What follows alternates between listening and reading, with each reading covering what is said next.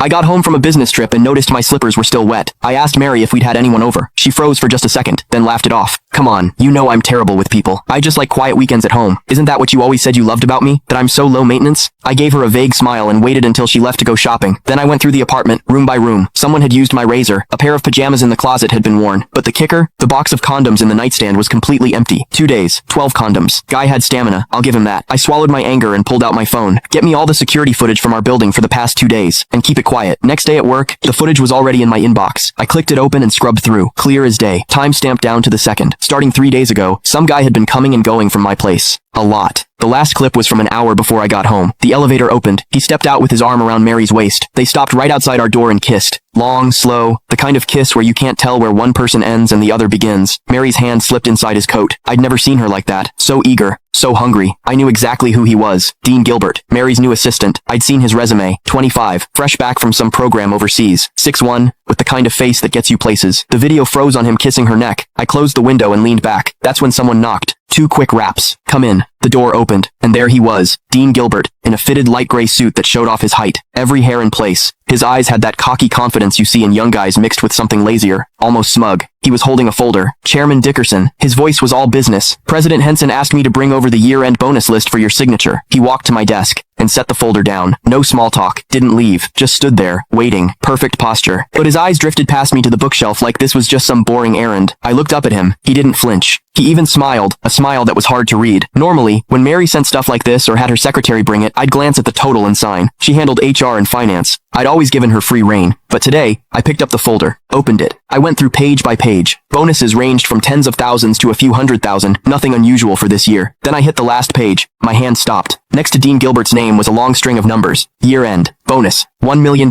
And in the notes, plus one company BMW, 730 Lee, $1 million. A BMW 7 Series, for an assistant who'd been here less than 6 months. I stared at that number for 2 seconds. Then I looked up. Dean was watching me. That little smile had gotten bigger, and there was something in his eyes, now impatience. Chairman Dickerson, is there a problem? His tone was still polite, but there was an edge, a push. Miss Henson is waiting to head out. He made sure to emphasize those last words. I picked up my Mont Blanc pen and uncapped it. The tip hovered over the signature line. Didn't touch down. Mr. Gilbert, you've been with the company about 5 months now, right? My voice gave nothing away. 1 week shy of 5 months. Quick answer. Smooth. I said nothing. I signed. Thank you, Chairman Dickerson. He took the folder back, flipped to check my signature, then closed it. And right as he turned to leave, I caught it. His lips moved. Fast and silent. No sound. But I could read it clear as day. 3 syllables. Old bastard. He didn't even bother closing the door behind him. I stayed in my chair. Didn't move. The pen cap clicked back into place. Sunlight streamed through the window. Click the link in my bio to get the full story for free.